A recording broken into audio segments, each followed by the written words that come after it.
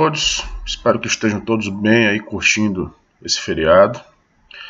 Um feriado em que aqueles que acompanharam ontem a TV Justiça, ou mesmo a Globo News, que noticiou o julgamento, né, feito pelo Supremo Tribunal Federal da ação de inconstitucionalidade, em que se julgava se o Supremo Tribunal Federal pode efetivamente aplicar medidas cautelares de caráter penal, leia-se aí, desde a prisão preventiva até o recolhimento domiciliar noturno, ou até mesmo tornozeleira eletrônica, se pode aplicar qualquer categoria de medida cautelar ou prisão processual para parlamentares.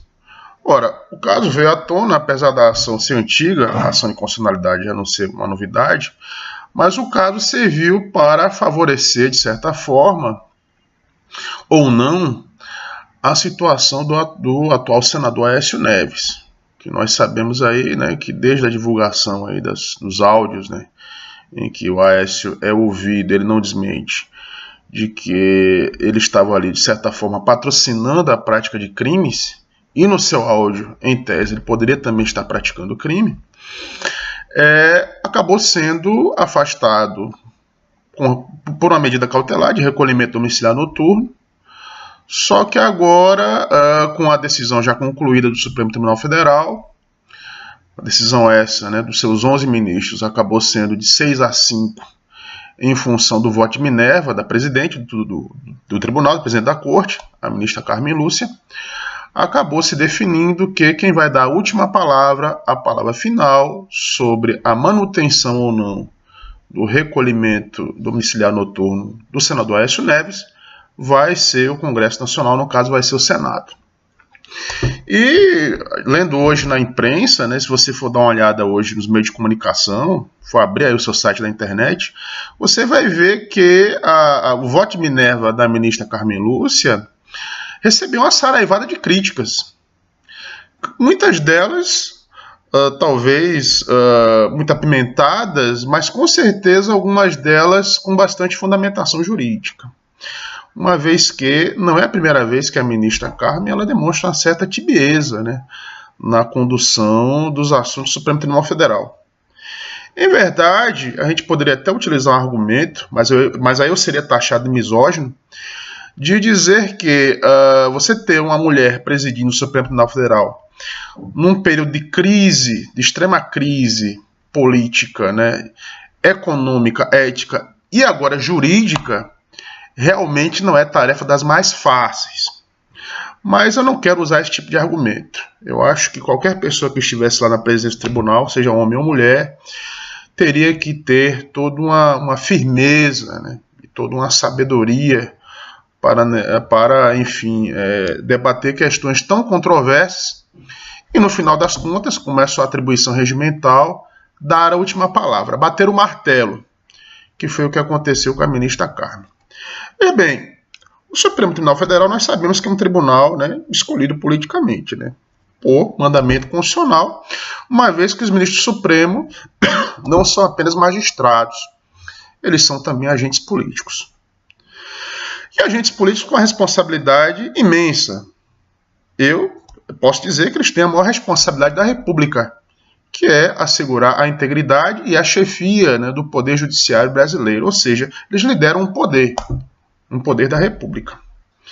E a ministra Carmen, ela pode até ser aliviada nessa crítica pela sua posição louvável, inclusive, de não querer estimular, né, ou intensificar uma crise que já existe entre os próprios poderes.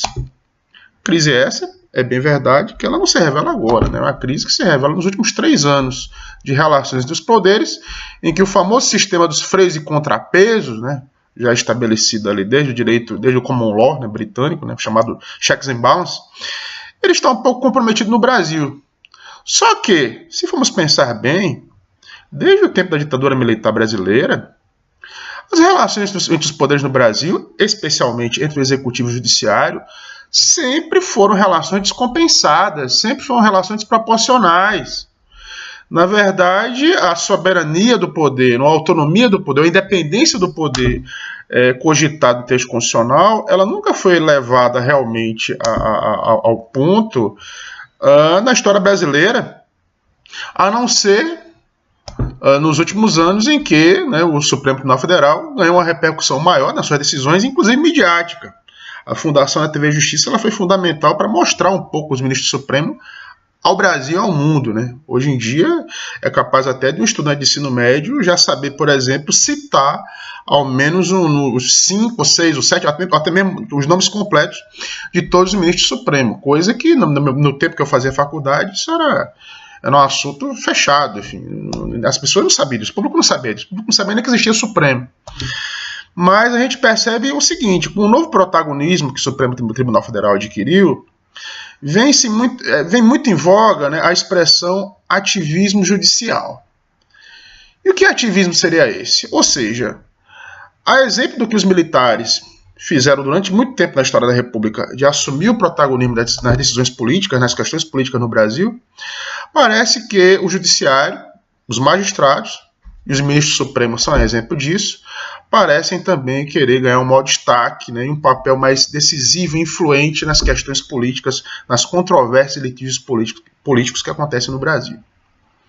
Agora, se o Supremo Tribunal Federal, a magistratura brasileira, resolveu assumir essa carapuça, né, de resolver as questões políticas, então vamos deixar de tibieza, né? Vamos dizer a que vem.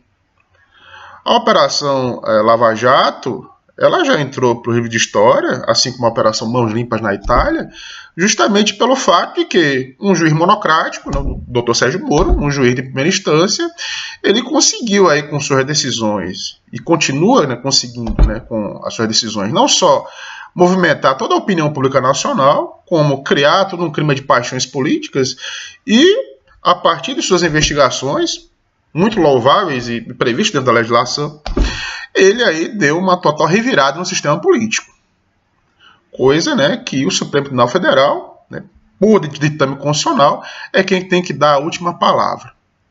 Mas parece que nessa questão específica da votação aí do Supremo em relação às medidas cautelares, que afetam diretamente o senador Aécio Neves, parece, né, para a opinião pública, parece que o tribunal puxou para trás.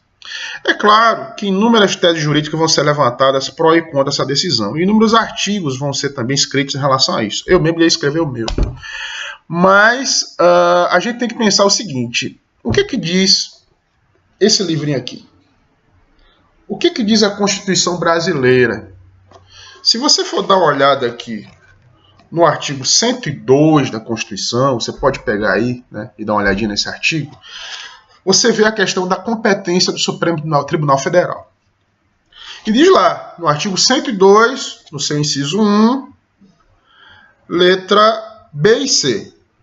É competência originária do Supremo Tribunal Federal processar e julgar o presidente da República, o vice-presidente, os membros do Congresso Nacional, seus ministros e o próprio Procurador-Geral da República. Isso aqui você vê, né, na linha B do inciso 1 do artigo 102 da Constituição.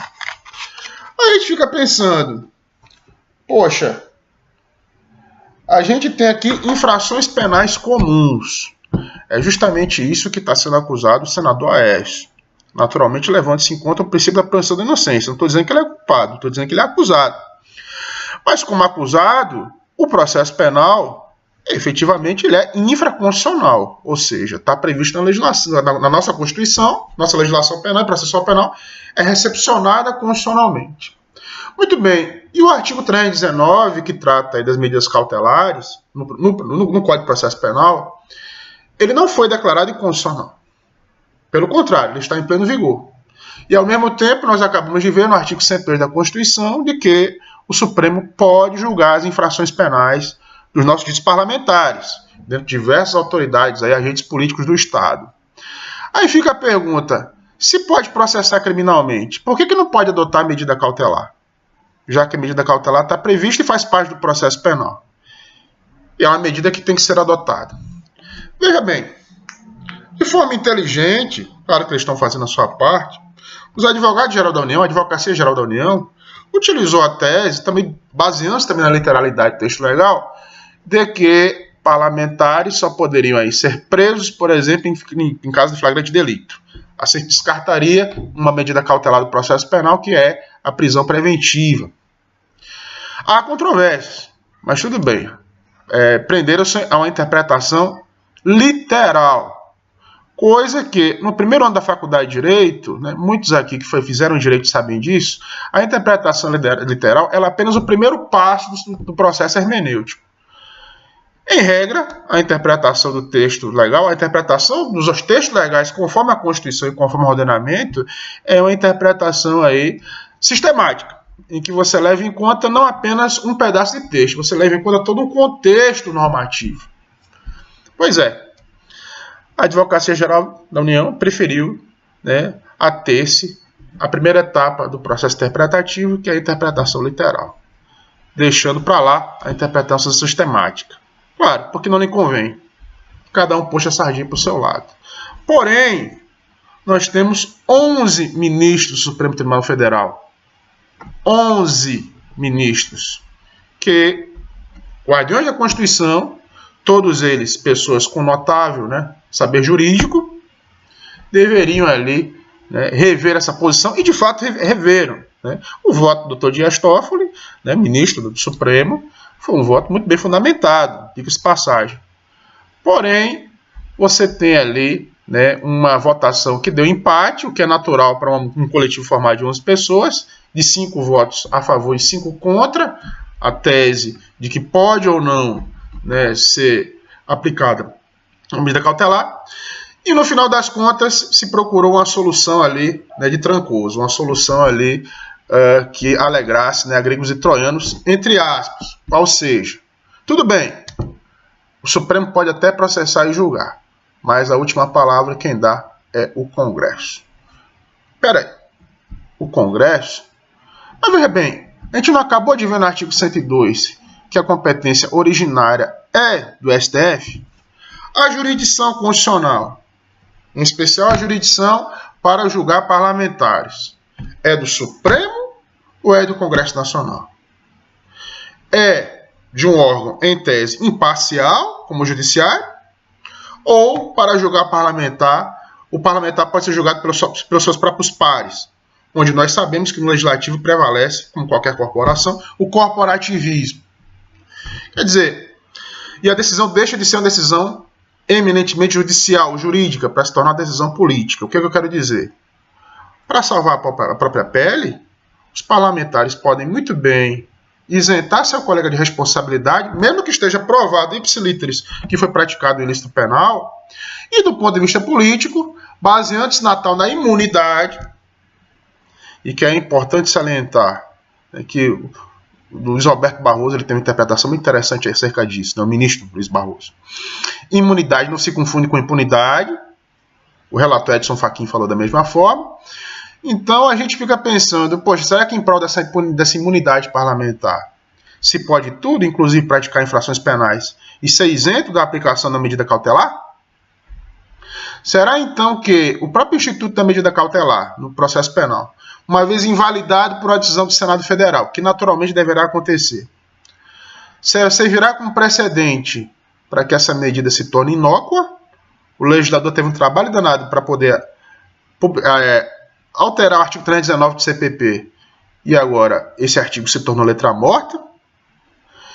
Na verdade, então, a decisão do Supremo ontem ela cria um precedente muito negativo. O Supremo Tribunal Federal ele vai contra a corrente da magistratura de primeira instância, que assume mais um papel de ativista mesmo judicial, apesar de todas as críticas que a gente pode ter acerca disso. Mas a nossa Suprema Corte pisou o pé no freio, e pisou o pé no freio de uma forma até feia. Em especial com o voto da excelentíssima ministra Carmen Lúcia, no sentido aí, né, de passar a bola, literalmente, para o Congresso Nacional, para o Senado Federal, para livrar a cara, de uma certa forma, do nosso senador Aécio Neves. Pois bem, fica aqui a reflexão. Sabemos naturalmente, né, que na democracia brasileira, ainda estamos no sistema democrático. No ano que vem, 2018, teremos eleições, e mesmo, né, com todo o abuso de poder econômico que essas, né, elites oligárquicas políticas geralmente têm, a gente sabe, né, que o filme do senador Aécio está bastante queimado e muito provavelmente ele não retornará ao Senado Federal. A não ser que, enfim, a gente não sabe, né, porque eleição é igual ao futebol, é uma bolinha de cristal, é uma caixa de Pandora, a não ser que a gente tenha uma surpresa bem desagradável em 2018 e veja esses mesmos senhores de volta aí, né, ao parlamento brasileiro. Mas é outra discussão. Por enquanto, então, eu faço aqui essa reflexão aqui com vocês, do ponto de vista aqui jurídico, processual e político, dando aqui a minha pequena contribuição para quem tiver interesse, né, em debater essas questões e poder participar desse canal. Tá bom? Mais uma vez, um grande abraço e um feliz feriado aí para todos vocês aí. Tchau!